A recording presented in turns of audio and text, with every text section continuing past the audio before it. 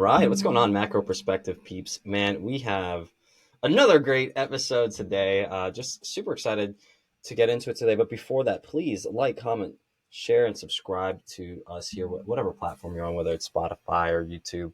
But for us today, man, I'm honestly like super humbled and just super like just honored to have this conversation with Stracham. I just want to make sure I get her name right. And basically, with what we're going to talk about today is her story, which is a freaking phenomenal story, by the way, guys. You need to like listen to this lady, where she's been as a person, and what are the exciting things she's doing now. She's got a lot on the table. So, Jesse, I'm going to let you introduce yourself, kind of like what your story is, where you're at now, what your mission is, and then we can just get right into it.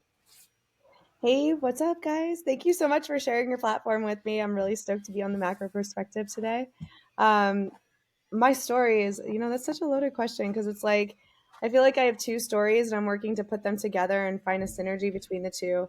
I am a human being who lived life kind of recklessly. I like to drink and party, and it led me to ending up in a wheelchair. And I think that that's like I'm a human like everyone else who didn't show up, who didn't apply themselves in life, who partied every night. I literally drank after work every day, and I was using people in the wrong way. And one of those people was this gentleman who took me on motorcycle rides. And I got on the back of the bike with him, normal ride, same thing we always did. Got off the interstate, and a woman in an SUV made a U turn in front of us. He didn't stop in time. He went through the back window, breaking his leg. I went over her SUV, broke my back in two places. Ribs, punctured my lungs, nicked my spinal cord, traumatic brain injury, and I coded twice and had to be resuscitated. So to be sitting here today, I am so lucky. Blessed luck, everything you could throw. I mean, can I ask just about that crash? Just about if you're comfortable with it, like, Absolutely. um, do you like remember, like, you're like, oh, my back, like, do you remember that what was going on? So I saw this woman because she was coming in hot and she just never slowed down and he never slowed down. And so I held on as tight as I could and I tucked. And the last thing I remember was metal crunching. And then at some point I saw my grandmother and she said, Jesse May, it's not your time. I can't stay with you. You can't stay with me. But there's things you need to do and people you need to get back to. So you have to go now. And she just sent me back here to the real world to do God's work and honestly help people. And that's what I get to do. So I launched the first fitness app for wheelchair users. We've been seen on the Today Show and Good Morning America. It's called Wheel With Me Fitness, and it's available in the Mm-hmm. iOS store and Google Play Store. I've become a life coach, a international speaker. I am working on my book, and I am just really, I feel grateful to have got to live through something so crazy and turn it into something so beautiful.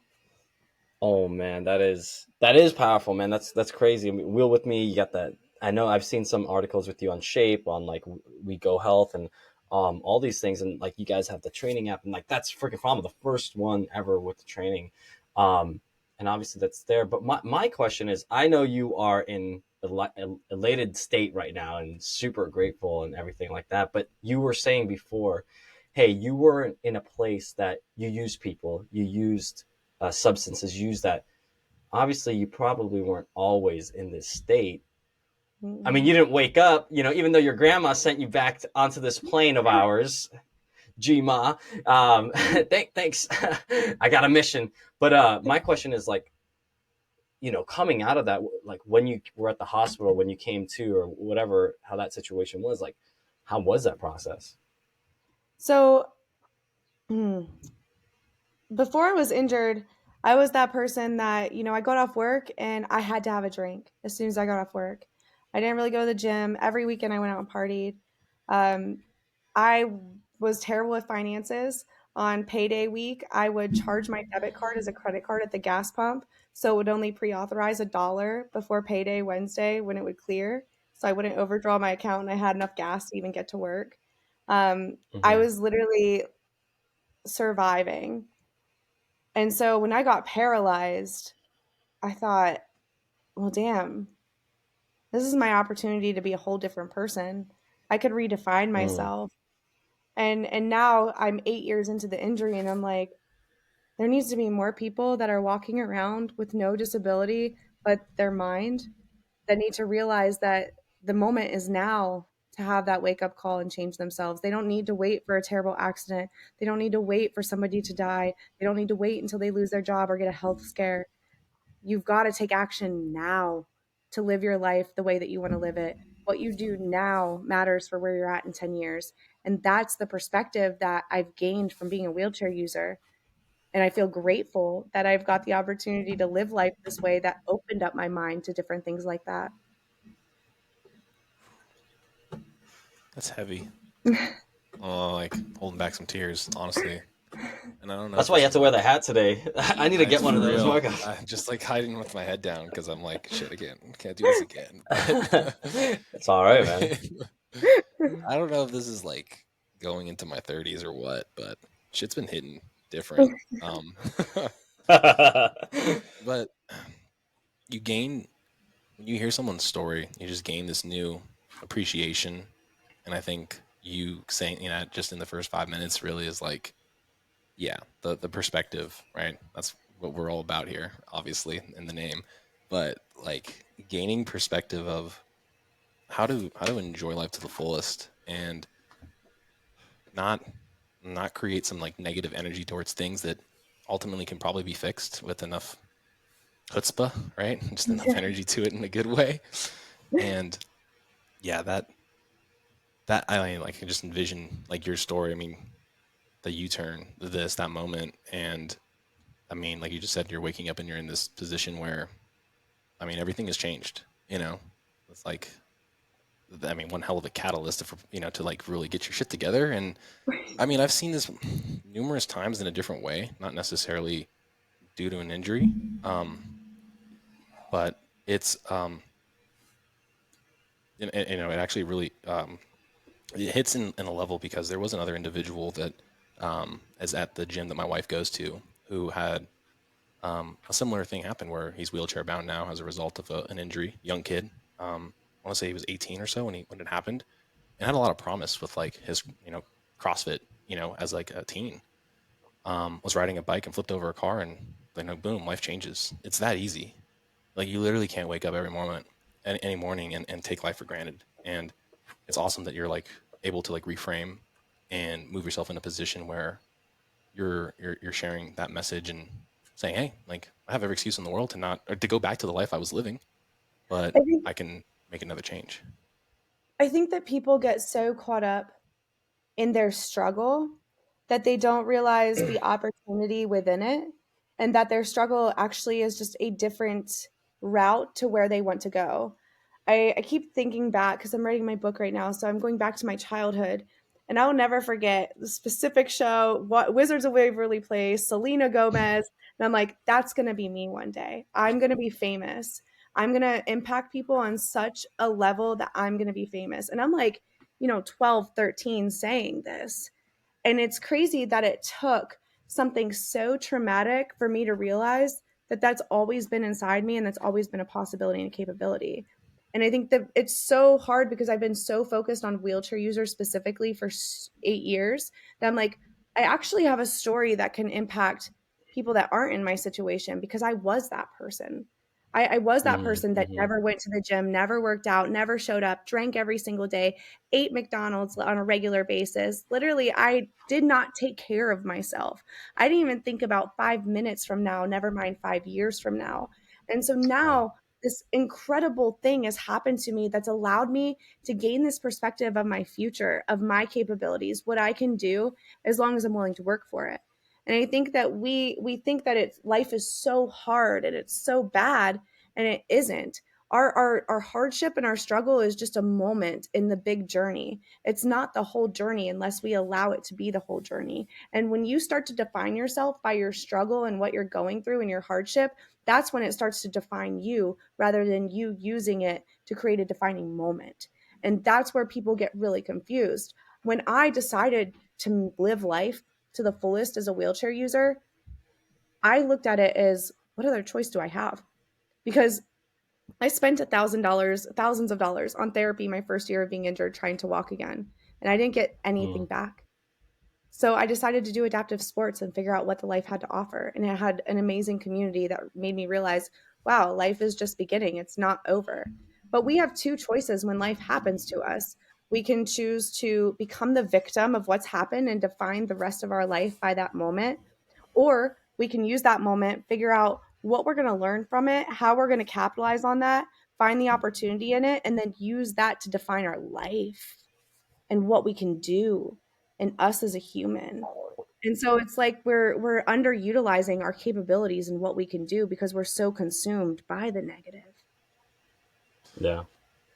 Yeah. I mean, energy, man. I mean, Jesse, we had a guy, had probably our most successful episode to date, talk about energy, and the universe is out there basically resonating on whatever frequency you have. And literally since that episode, we've been resonating at a frequency that we're like, we're just having fun with I've this thing. And it's manifested in such a different way that, of course, there's still the daily struggles, right? Like those things still exist. It's not saying you can't, those things don't still exist, right? But the way that, I mean, it's all mindset. It all starts there. And yeah. ironically, that was the title of the episode. And it literally has been a catalyst for us into being like, why not us? Why not us? Let's go grab people that, again, share their perspective and what they have of value.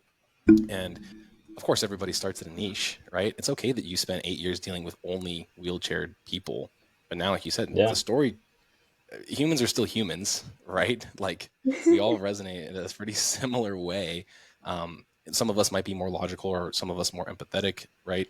But at the end of the day, we're all dealing with emotion, mental struggle, physical struggle, whatever it is. And for you to say like, that led to you branching out from more, allowing more people, right?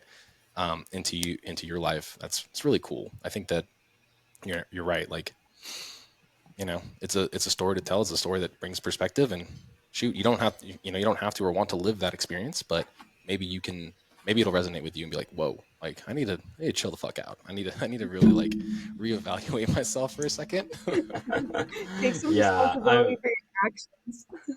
Yeah, yeah. yeah. So I have a question. So, um, you obviously do quite a bit of writing. What's like your favorite piece that you've written at this point? What's one that's like connected with you like the most out of any of the ones you've written at this point? So I have two. Short Okay. form, it's a fun one. It has to be my Google review of paralysis. I posted it years ago. I'll have to find it and repost it on Insta. But I literally did like a Google review of paralysis of like, the parking's great. My shoes don't get dirty. I always have a seat, but sometimes I'm in pain and I pee myself. So that part kind of sucks. So we're giving her 4 stars today. And I think being able to find the laughter in our struggle, because again, there's always some kind of light that you can find in your hardship, and so that's really what allowed me to kind of adjust. My Hmm. favorite piece so far though has to be the relationships chapter of my book. I dive into depth of very monumental relationships I've had in my life that have made an impact on me or me finding out who I am. And I think so often we go into relationships with a narrow mind of, well, I want this out of this. And we're not thinking about the other person. And I did that for so long. I had so many toxic relationships where my most recent one that's kind of come to an end taught me more than anything. And it coming to an end, it's a sad thing, but it's also a great thing because I'm able to leave it with so much that I learned about myself, about what I want, about who I want to be, and out so much more outside of having a partner. And I think we get so caught up in not wanting to be alone or wanting people to show up a specific way in our life that when they don't, we start to play this blame game. But we also have to look internally to say, why is this triggering me? Why am I feeling this way?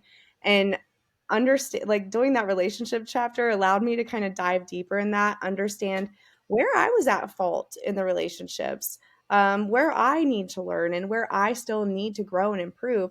I think as humans, we are constantly trying to get to this destination of, when I lose this weight, when I get my mind here, when I get this raise. It's like always, when I do this, then all. Why don't we just take the action now? Take the small steps now. Stop waiting for when I get here. Stop waiting for that destination, because that destination is a continuous moving point. Oh my gosh. Jesse, stop. It's too good. Like, just because I'll just be honest with you, like, literally this week alone on a few things, I was in my life waiting for a lot of stuff. Marcos knows some of the things that are coming up in my personal life, and relationship is that thing. And some of those things and other relationships, and not just relationships personal but business and what we want to see for other things. And I get it, because it's like I was holding and postponing on things because I was like, oh, I'm in a comfortable spot, but I want to be here. And for me to get there, I have to, unfortunately, if not unfortunately, but fortunately, you will have to get uncomfortable, right? Fortunately, you will have to get uncomfortable, and with that, you're going to get the growth, and you are going to get there. And here's the funny thing: we're working to get there, but we're already working on the next thing to get to somewhere else too. So it's like, you're right; it's a constant moving thing, and relationships are quite a funny thing. I think you learn more about yourself in a relationship because it's a mirror to who you are and to all your faults, and not to fault anyone on their faults, but just basically like, where can we get better? How could we be better? And you know, I look at myself now, and I try to practice that same thing you're saying about, like, hey, where is my end of this bargain, right? How am I showing up? Am I just showing up comfortable? Like, at the end of the day, am I bringing that energy in the home, right? Or am I showing up as Seamus that I want to be with my partner, Seamus that I want to be with my parents when I'm with them, or my brothers and my family? Or am I Seamus that's like still bringing work into the situation because, like, oh, he's just so hustle and grind that like he can't even watch a freaking 2 hour movie with his brother without texting someone, you know? So those questions are very much about me. I mean, so go into your book, because it sounds like you're excited about this. Go into a little. We don't have to go too far into it, but other than the Yeah, whatever relationships you can factor, like, divulge, whatever yeah, whatever you can divulge. your But other writer than will the, let you talk about. yeah, exactly. Um, like, what inspired you to talk about the book? I know you said, hey, obviously, I've been working with wheelchair bound folks, but what was it about this book? What was the catalyst? What were the things that you're trying to get at? Is it teaching people how to implement like the now, without having to have such a traumatic thing happen to them? Like, what is the whole premise behind it? Without divulging too much. I need people to take action in their lives now. We need to think progressively rather than in the current moment. We are constantly living right here, and it wasn't until I became a wheelchair user that I started thinking like this. There's literally zero research for how spinal cord injury individuals age. So Mm, I'm thinking of like when I'm 60, 70, how's my spasms going to be, my bladder, my bowels, my shoulder health? Like these are things that you don't think about besides not walking, right? You just think wheelchair user, they don't walk, but you don't think about the long term.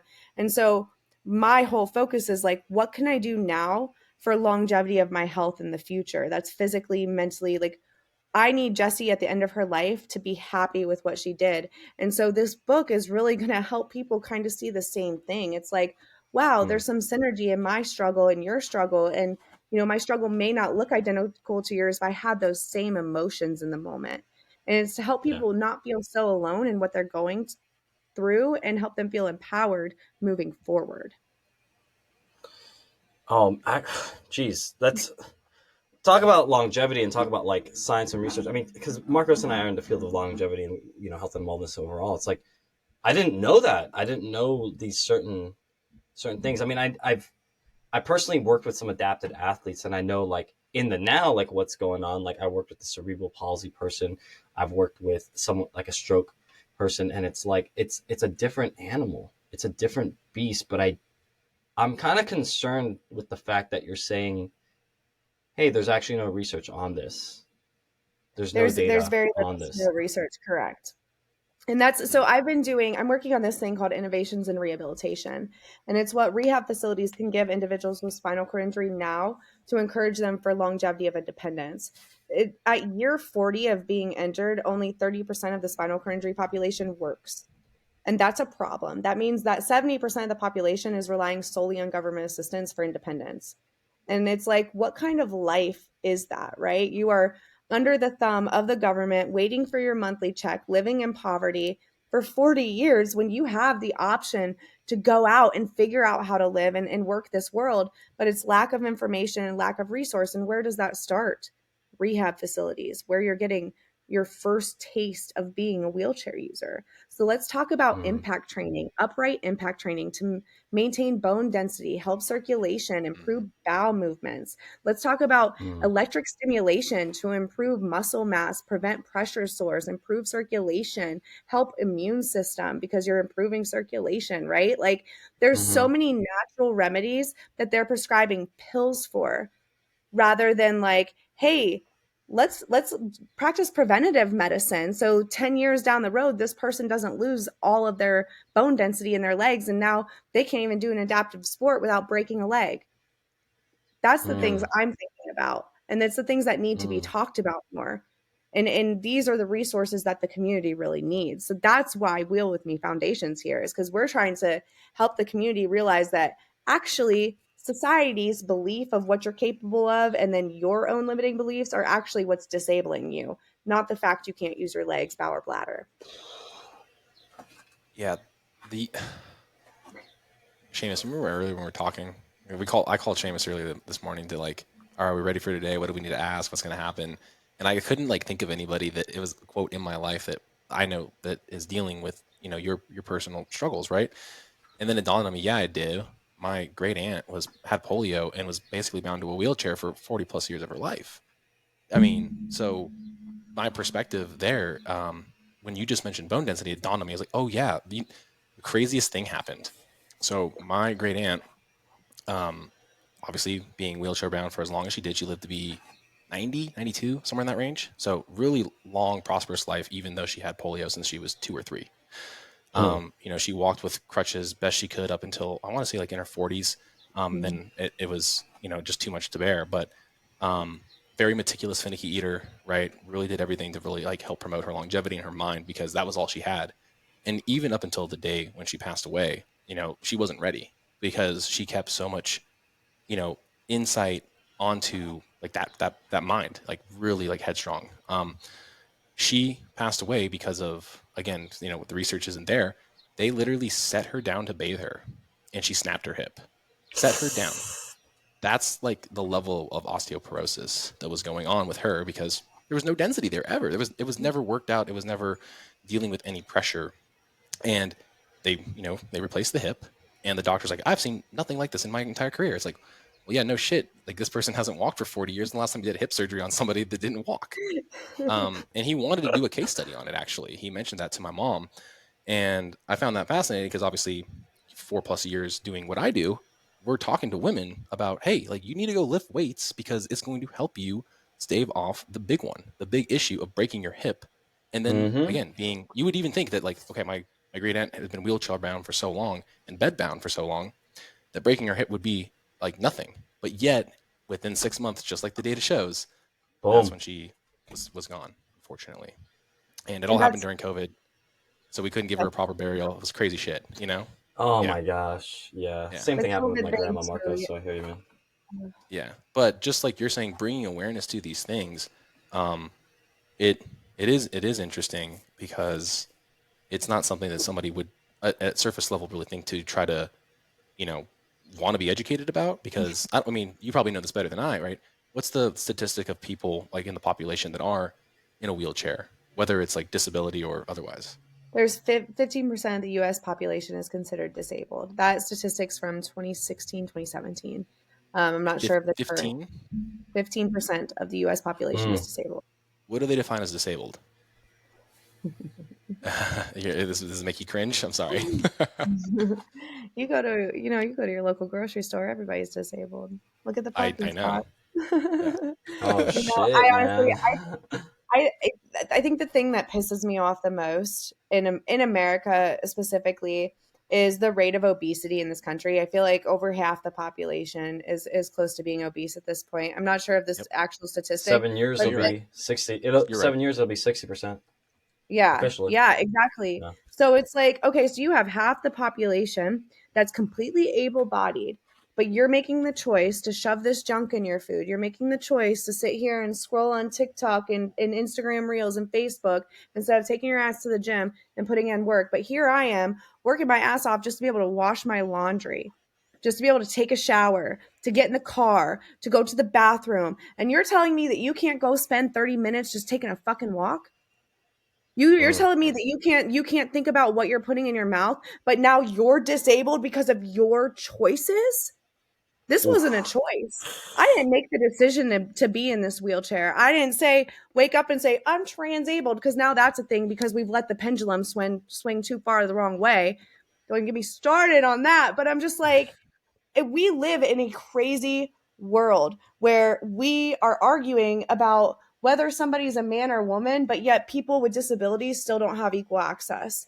Tell me where the hell that gray line is, right? Like, it's like, where are we? Where it's like we're not in the right universe. And I think that that's an issue that also needs to be talked about. Like, let's have some real conversation. There's people that don't even have equal access to community that can't even contribute to community. So you're bitching about them being on the system or being lazy. Disabled people don't even have equal access most of the time. But let's go out of our way to make sure that we have a gender inclusive bathroom. It's just like, get out of here with that. There's such bigger problems in this world than the ones that we choose to make for ourselves. No, I mean, yeah, I'm on this one, Well, Marcos. well, It's yeah. go ahead. Well, Go ahead, Mark. I'll go first. You actually bring up a big point, and now I'm probably gonna, every time it happens, it's like then I start thinking things in a new lens of like, what is the access like at this airport or at this place in public? Is it Yeah. even possible for somebody that, again, you didn't choose to be in this situation, it happened to you, right? And that brings up a very interesting thing because of, like you just said, 70% of them, you mentioned 40 years, right? 40 years of age or 40 years of being 40 years like, into their disability or into their spinal okay. cord injury, rather. Okay. So yeah, you're right. Like, and that kind of goes back to like qualms with the system that I might have in terms of education and why I have the nonprofit that I have, just like you have the one that you have, right? Because I believe that the old guard, right, the education they were teaching us, and this has kind of been proven, was to help with corporations and building people to be a part of like an assembly line. You know, you're not really critically thinking, you're just being able to plug and play in different potential roles. Whereas now the people that get ahead are the critical thinkers, the ones that are using their minds, the ones that are truly understanding that, like you just said, I might be bound to this chair, but I'm not bound in terms of the confines of the current reality. And the current reality is there is plenty of value to be had with a disability because my job is remote. Shamish's job is remote. You do things virtually, right? There's no excuse for you to not be doing something or providing some level of value. You're just not seeking it out. You don't even have to leave your house technically. So what's the excuse then? You know? Yeah, it is kind of a, like you just said, this Yeah. inclusivity is gone a little too far because, you know what? Just go show your worth, right? It's pay to play, right? Pay to And it's play, also yeah. like pay for performance, right? People want to pay people to get shit done. Simple enough. Yeah. And, No, it's and I think 100%. that's the big thing Go is ahead, it's like Jesse. a lack of what's available, right? Like what's available to us. And I think there's a lack of knowledge all around. And there's a societal stigma, and I had it. And that's why I'm like, because I was a non-disabled person. And I thought that wheelchair users' lives were so bad. I'm an orthodontic assistant, so I'm the person that changes colors on wires and braces. And we had a patient who would come in, and sometimes he'd be on his crutches, his arm crutches, and sometimes on his wheelchair. And he was only like 12, 13 when I first met him, was in an accident, spinal cord injury. And I remember thinking, oh my gosh, this kid's life has to be so bad. He's probably living such a sad life. So then a couple years later, I get paralyzed, and his mom's one of the first people I reach out to. Kid has a full ride to Alabama for wheelchair basketball. He's like an athlete, a full athlete, living his Beast best life. mode. And I'm like, my perception of his reality limited him. So then when it happened to me, that was the first perception I've have is like, oh, my life is going to be so crappy. I'm losing out all these things. And like, I look back at my journal, and the first thing I wrote was all the things that I couldn't do, because that's what we're wired. We're wired to see what we can't do, the negative side of it, why it's bad. And when I started exposing myself to why it wasn't so bad, then I was like, oh, this is like a livable life. Oh, wait, I can capitalize on this and I can make my childhood dream of becoming famous come true. Let's go. Let's go. No, it's so true. I mean, oh gosh, it just it speaks to the volumes of like I think like as coaches, right? Jesse, you're a life coach too, right? I think the question and the class that we've been going into and is the five whys is like a usual one that most people do, right? And if you were to look at that list you said of I can't do, and you go, but like, well, why not? Like, why? And then you keep asking, and you realize like where did this come from? Like, where did this limiting belief come from? Was I just being dumb? Like, was I just being angry? Was I being in fear? Honestly, a lot of it probably comes from like a fear of success, fear of failure, fear of judgment. I don't know. But when you realize that, like, whatever that fear is, and you go, and when you say it out loud or speak it out, because like Marcos and I will speak some of our, like, you know, some of the things that we need to do. I'm like, huh, that sounds really dumb thinking about it like that or saying it out loud like that. Like, did I really think that? Like, why am I so dumb right now? Like, you know, and then you just get on with it. It sounded like you just kind of like got on with it, you know?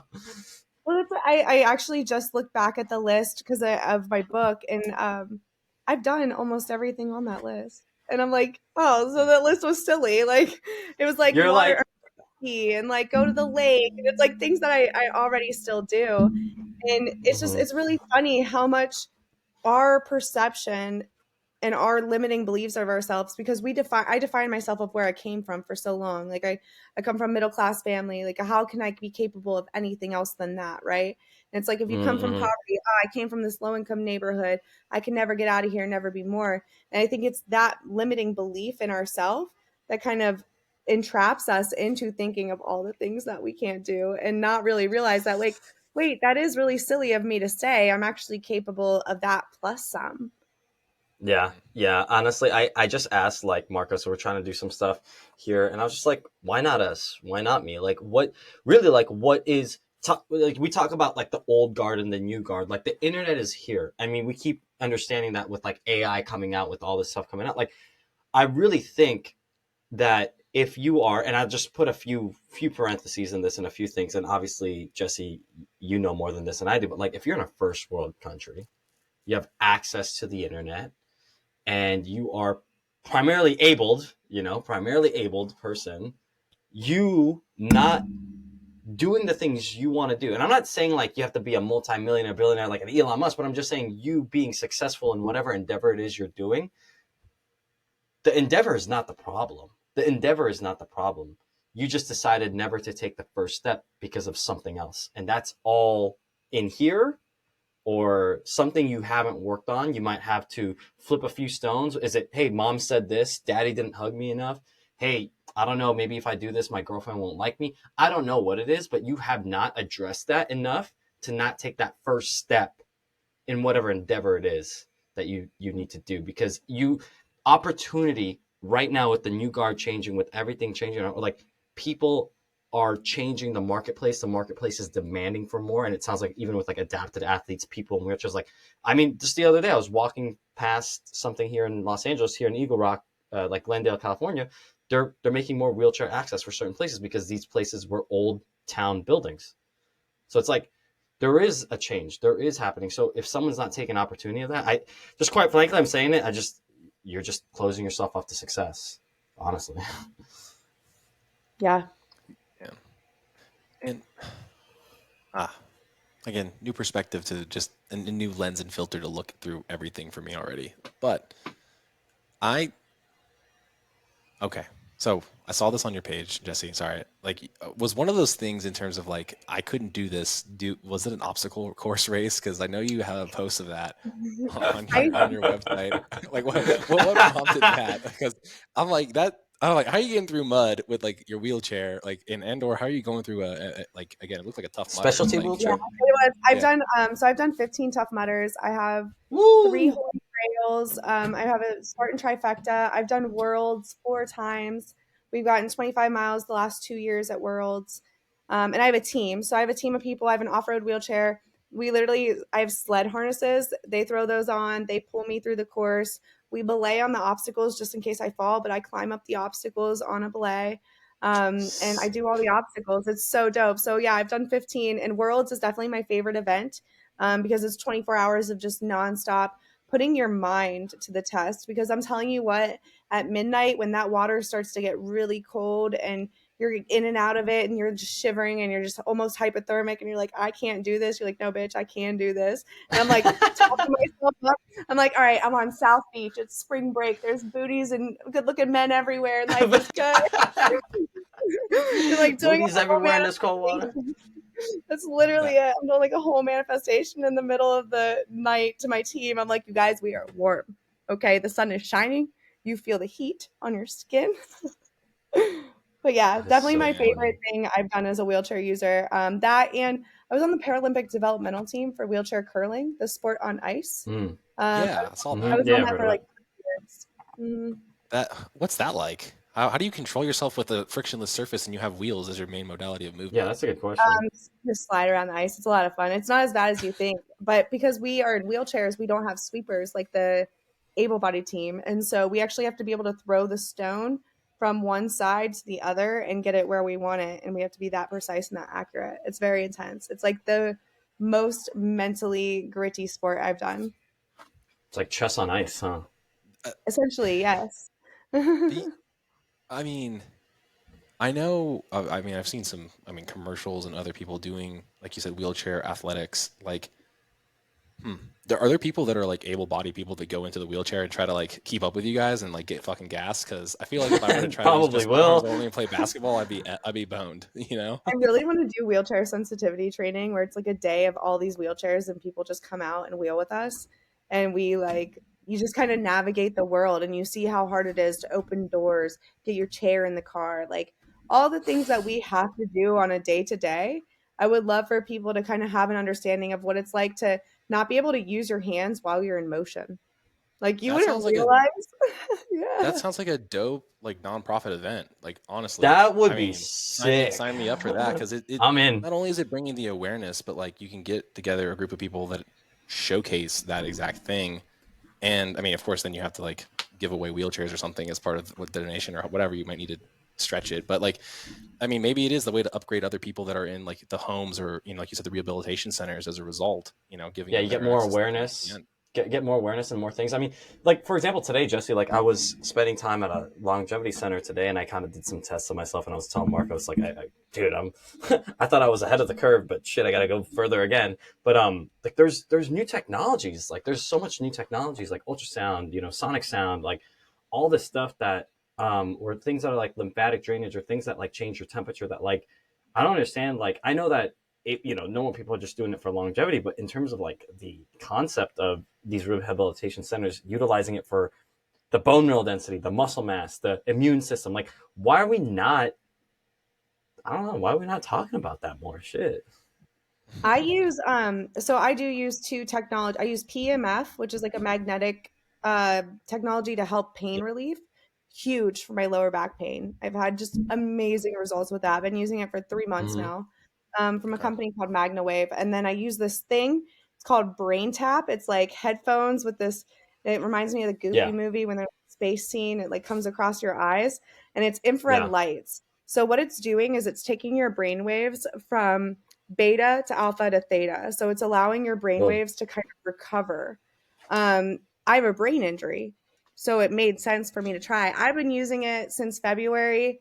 Hands down, Brain Tap is my one of my favorite pieces of equipment that I use Yeah. because it just has allowed I've my mind to actually heal.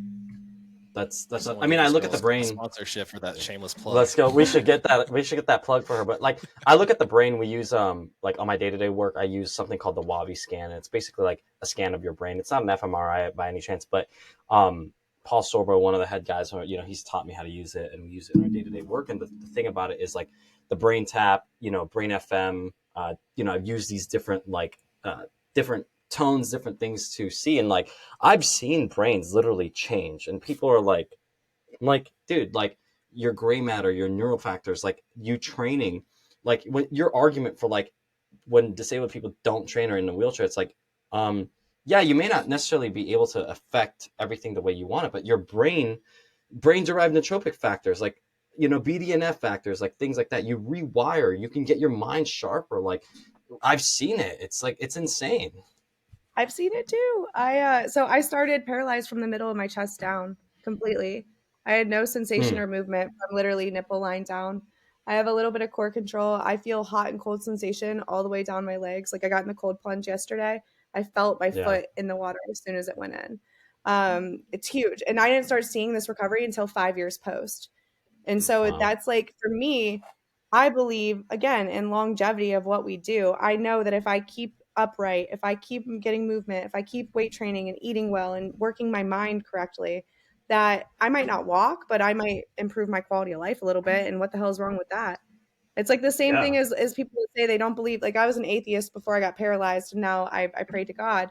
And it's like what do you lose by believing in God, right? Like if there's no God, you lost nothing and lived a good life. But if there is, you get to go to this eternal place. So it's like it's the same idea. I'm like, what do I have to lose by taking care of my body now? If I as long as I I mean, take care of my body yeah. now, it makes health easier in the long run. I mean, if not seeing your grandma, send you back to the real world, this plane. Um, come on, yeah, come on. What else is gonna what else is it gonna take? So I definitely think no, you're absolutely right. I think it's I think it's high time that people realize like there are technologies, there are things. The body is it's an intelligent being that you can tap into, Resilient. and you can tap into it, yeah, with different modalities. And like the way we live in the world of, like, for example, like Marcos and I, like, hey, we want to try this peptide, or we want to try this, new nutraceutical, we want to try this new technology. Like, you people have access to those things. Like, we're just trying it because, like, we're just trying to, like, how does it make our workout better? I guess I don't know, whatever. But like for It all someone, starts there. it honestly is like I'm looking for some PRs on my snatch, um, but You know, like, no, Seamus, you know where it actually starts? Everything actually starts in the porn industry. So it probably was somebody looking for blood flow down low, and then next thing you know, they found that there's some literally like the snake oil did the opposite effect. There's a lot of blood flow to my nether regions here, and then there, boom, you have Viagra. So no, it really is. I think a lot of these things start there, but I think those are a little invasive, right? Like the medications and stuff like that. yeah, But like now, just you're talking about like these other things, like the gains wave, the brain tap, like all this stuff. It's like, yeah, like if you can do the FMR, you could do the other things. It's like, why not? I mean, if your quality of life can get that much better, and you can change. And I think also too, like I think I tried this out once, was I don't know if you've done this, Jesse, but like motorized strength training. I know Osteo Health or Osteo Training, like this, they're like a franchise, but basically they control the movement for you and the forces, like, and it's an eccentric and concentric thing. I don't know if that was something you've ever played with in terms of like stimulating your strength in your legs without having, it's like a closed chain. It's like a leg press basically, but it's all done for you kind of thing. You done something like that before? I haven't, but I got connected with the individual at Coaching Con, and he was telling me all about it. And there's a spot in Hickory that or near me that I'm gonna go check out. But like I do KFO training or upright leg brace training. With Mm-hmm. typically, I have broken spinal hardware right now, so I'm actually having surgery in August. But Okay. usually, I wear a weighted vest when I do it, so I'm actually getting impact training on my bones for 60 minutes every time I'm upright to try and prevent Oof. that. Like, we just have to be willing to just think outside the box and then be willing to try those things, do those things, fail, and figure it out. I have to go back to what Marco said about porn because I laugh. One of the reasons I started fitness was to look good naked. And now I Yeah. realize how much better fitness makes sex as a paraplegic.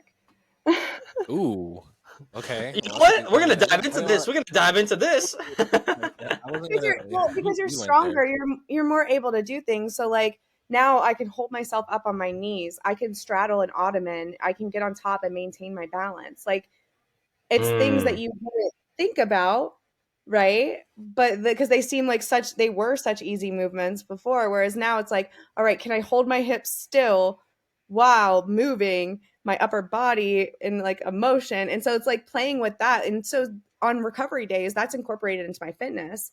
I literally get into sex positions and try to maintain balance and strength in those ways. You heard it here first, guys. This is how you have your Yeah. Is this a I was special? throwing This out is a a special program on the just wheel app. note to self. Note to self: make a joke about the porn industry, and then it'll take us to somebody making a comment about it. All right, good to know. But it is an interesting thing because that's It's I think a probably, you know, a big obviously thing about health. person Yeah. with every person has needs, right? Sexual desire is definitely something that everybody yearns for at some point, and being able to not have that probably was on your list of things you won't really have, right? Like right away, I would imagine, Like like intimacy I or anything wasn't, like that. yeah, intimacy or relationship, or like how is it going to affect that? So I mean, the fact that you're mentioning that to be a something you can do, and then the people don't even know the difference, which is probably like for you feels great, right? But also too like something to constantly work for with maintaining strength, like you said. It's yeah, becoming a paraplegic and a wheelchair user, the world looks at you a lot different. And I'm attracted to a fit individual that is growing their mind and trying to do more in life, right? And so I'm dating is hard as a girl in a wheelchair. I get friend zoned a lot by non-disabled guys, and I really don't want to date another wheelchair user. I feel like that would just be very difficult. But I've been led to this point because I've been declined so much. And I keep saying to myself, I'm going to try, look, now I'm going to cry, Marcos. I keep saying to myself that it's because I'm so intimidating and I'm so strong and hardworking. And it comes, I know it has to, like, it has to be the wheelchair because it's like, most dudes are shallow at first, and that physical attraction is the first thing that gets them to even give a female consideration. And so it's dating is definitely the hardest thing as a wheelchair user, and it's really hard not to just go straight for the low hanging fruit of another wheelchair user. And I don't mean Mm. it, and that sounds bad, but like I find myself just not being confident even talking to non-disabled guys because I've been shut down so much. And it just sucks because I am such a powerful human. I have a great body when I'm standing. You just can't see my big butt because I'm sitting on it. And it's like those type of things, right? I'm like, I know that I have the same thing, if not more, to offer than a non-disabled woman. But I just, how do I get somebody to see past the physicality of my life and past their assumptions of what my life looks like? Mm. Mm. You have to get past the judging a book by its cover phase, which is very difficult for a lot of. I mean, Jesse, how old are you? 30. I mean, our demographic is very shallow, and I think emerging into the 30s is probably like one of the brighter spots personally. I mean, I got started with kids really young. I mean, 24 to have our first, and there probably was a level of shallowness with it, and I knew that I needed a very strong-minded individual, which my wife is, and almost stubborn to a degree, right? Yep. And Yep. while the main thing that like attracted me to her wasn't necessarily just the looks alone, it was a deeper level of connection and commiserating with her. Shit, our first date was at a pizza joint after literally it was Memorial Day weekend, like 6, 7 years ago. We're coming up on our date anniversary, You and better not forget, bro. Don't forget. yeah, well, no, I'll never forget because we both went to a day club after Murph, right? So it was on a Monday, and she's like, "I'm leaving. You can either come with me or I'm fucking out." And I was like, "Yeah, you're my ride, so I gotta go." Everybody else there's just hammered, at like Wet Republic or whatever. And we go, we sit there, and we just talk for hours. Had nothing to do with anything like except for like commiserating about our shitty relationships at the time.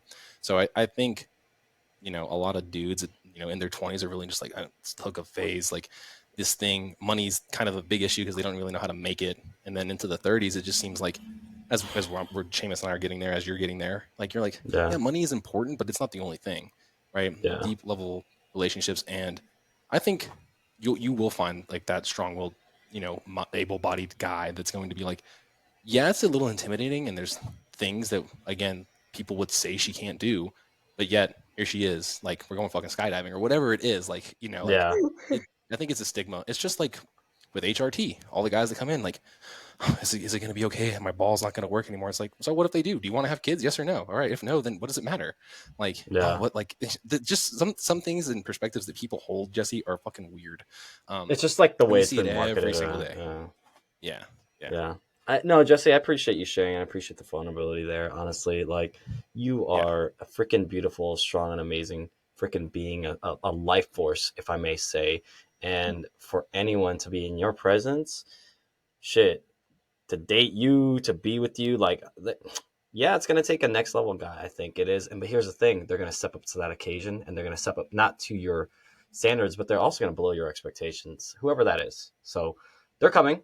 You know, just be patient. They're Yeah, they're you're coming putting it out along. in the universe because people are like, oh, maybe, and as we speak more on every topic that's in here, it just seems like these things or situations that I never thought about before come to fruition. And it's like as if you're like resonating that on like in again in the universe. And you mentioned becoming more of a believer in God, which I've struggled with in my early years, mainly because Catholic Mass was so boring. So boring. Um, so boring. But, I always had a great time and I felt the power of like a higher being whenever I'd go to a Christian, church where it was somebody that had relatable life experiences, which is Yeah, basically what we're talking about here, relatable life experiences. And you having that vulnerability and bringing that up, it just watch how like now something's gonna like change. You'll be like, one hundred guys, guess what percent. happened? I brought it So, in the someone's universe, gonna and ask like this on the person found podcast, me. like, "Hey, can you link me up with that Jesse girl?" Jesse, I did have a serious question.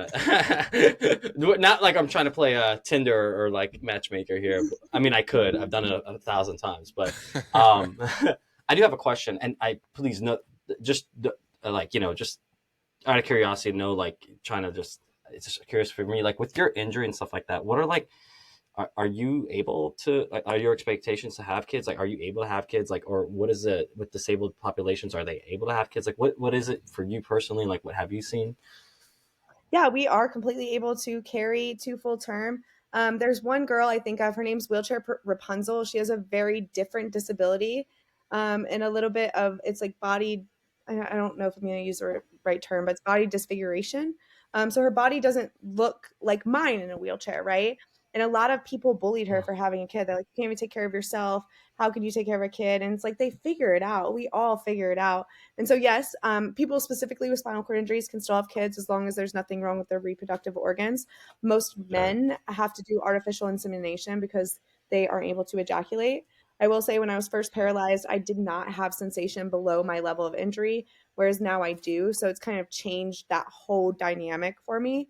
Initially, I didn't want kids. Now I'm considering it if I find the right partner. So it's like, Mm-hmm. I think that there's a lot of factors that go into it. As far as my body being able to carry, that's completely possible. Yeah, well, Yeah. that sensation thing too. Like, I mean, not to ask this question too, but like gaining back sensation and like does Jesse's you already know that's like relief. just like is it? I'm ready. I mean, I'm ready to is talk it about this.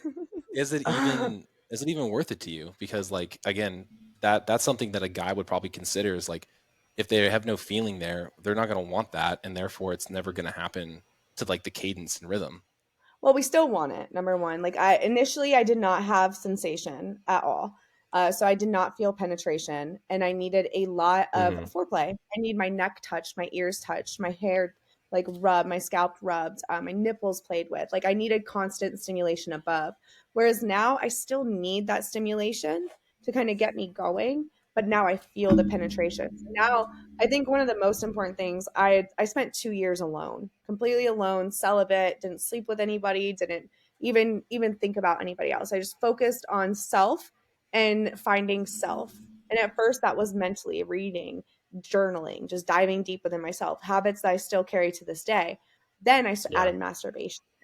And when I got to Mm-hmm. know my body, my needs, what I liked, what felt good, when I met my most recent partner, I was able to articulate all of those needs to him. And so then Boom. it changed the entire sexual experience for me. And I think that as a whole, that's disabled or not, people need to take that time alone, get to know your body inside and out. You need to know your mind and your sensations and know what's going to get you going, what you're comfortable with, what feels good, what you like, what you don't like, and then feel comfortable articulating that to a partner. Because if they can't respect your needs sexually, then they aren't the partner for you. And I think we get so Yeah. caught up in wanting to be liked and valued by another person that we leave out that part of it. Mm-hmm. Mm-hmm. I think one of the biggest tips I ever got from like mentors was like before you get married or before you do anything with someone, the two conversations you're gonna have, expectations and things you want to have in terms of your intimacy or sex, and like obviously like money, right? If those things Finance, aren't fucking you uncovered, finance. Yeah, banking and finance. There you go, like the two F's, because That's it is true. If you don't know what you want, like for example, like they don't. For example, I was scrolling on the other day, and this is just so irrelevant, but it's actually relevant. I was scrolling the other day on Instagram, as I usually do, and it showed like a lady in like a twerk class, but part of the twerk class or something like that was showing like how to do sex positions, and then the whole room, like she showed like one move, like she's like, okay, this is how you do the surfboard, like Beyonce, all right, and the whole room goes, oh, and it made me like, first the judgment is like, oh, people need this, and I go, actually, like, yeah, like, why not, right? Why not have someone teach these things in a safe, non-judgmental environment? Because we're all the same. We come out as babies, and there's not anyone particularly talking about this stuff. And like, people just say about, and when I was growing up, for example, like finances, like, oh yeah, this is what you do, but like they don't really show you the way, or like kind of teach you, and then like you have to go figure it out. It's like the same thing with sex, but then people do it in a way that's kind of like, oh, I didn't really know how to figure that out, or I don't know how to, really get the sensations that I want. And the next thing you know, there's resentment, and then there's like certain things. Mhm. So I get it. Like I was like, I think it is important for someone to figure out their sexual needs, sexual desires, communicate that, and then, Yes. actually express it. Actually express it. I 100% agree. Yes. Yeah, and again, like it's that expectation piece and laying it out on the table, and that is a. I think I would have been less. I mean, I wouldn't have even delved into that, until we had a sexpert on our episodes early on, and it was Yeah. actually like really cringe for me and Seamus were both like, "Oh, she's saying blowjob a lot. Ew, like this is weird." Yeah, like we're like little 12-year-olds, but then realizing like, well, that's the Oh, language, that's the language, right? Like, yeah, and so she was on, did a great job talking about those things and connecting and frequency and all those things and things to consider. And again, communication, just like all of our jobs really have to highlight, is like, look, if you want to get a result with your body, you got to communicate to your coach of what's going on with you, and it's a two-way street. Your coach shouldn't have to like only be the only one texting you and trying to get something out of you, because we really want it to be more of like us shining the light on the river for you to walk across it, right? We're guiding you, not trying to tell you what to do. And we just stole that from our class from earlier this week. So Seamus, I'll give Great props to class, Coach great Dom. class. Um, Yeah, Coach Dominic. but it it literally is something. Again, that's what people would consider. Like again, like they're going to be judgmental because the stigma. Like you already know it exists.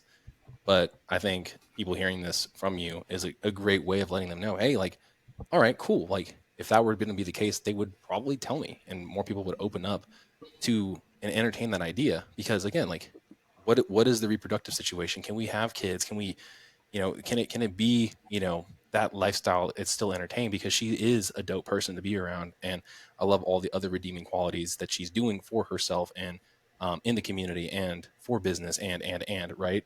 So I think that's like a real big thing to have spoken about today for people, because again, you may have just had someone else make a move, and again, it's like great on them. Like, it takes talking about some uncomfortable conversations with, quote blank, right? On our last episode, I said, have you ever heard of the book Uncomfortable Conversations with a Black Man, where it was this black gentleman who wrote the book, and common stigmas that people probably feel when they're talking to black people. And I was like, so many of our conversations are like talking about uncomfortable conversations with blank. And so for you specifically, wheelchair bound individuals or paraplegics or whatever that might be, and it is an uncomfortable conversation to have, but you gain so much insight and understand, yeah, dude, everybody's just a person at the end of the day. Like, take Get to take know them, him. they're Get to human, know him. humanize them. Don't Yeah, label get to them. know him. Yes. I do want to circle back to one thing. Hmm. You were talking about manifestation earlier and Yeah. how we truly create our reality. So I recently took a leave of absence from work because of my back. I was working 40 hours a week at an orthodontic clinic.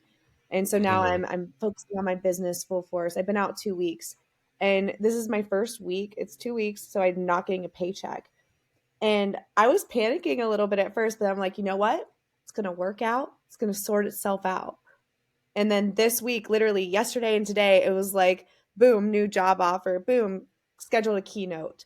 So it was like back Mm, to back, it took care of itself because I knew that it was going to take care of itself because I had planted the seeds before to allow it to manifest itself out the way it needed to.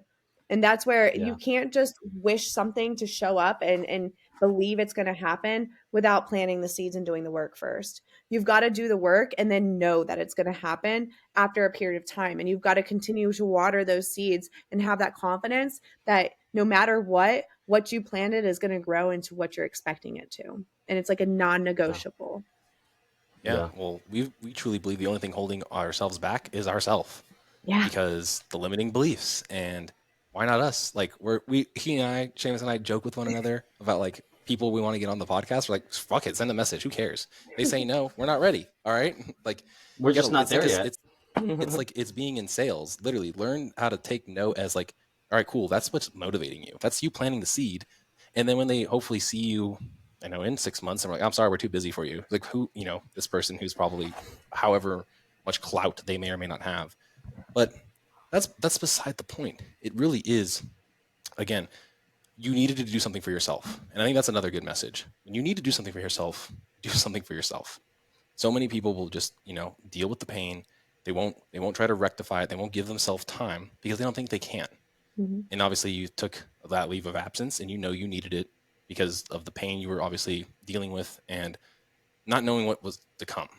But at the same time, maybe something was in there that you're like, it didn't, like, manifestation. What it really means is that you're putting some effort towards something else, Mhm. Yeah. right? Like luck doesn't just happen. It's when it's like, or fate, whatever it is, when luck meets opportunity, Preparation whatever meets that is, right? opportunity. Preparation meets opportunity. There we go. Right. So you've Yeah. been prepared for these things for a while, and then something else falls in your lap.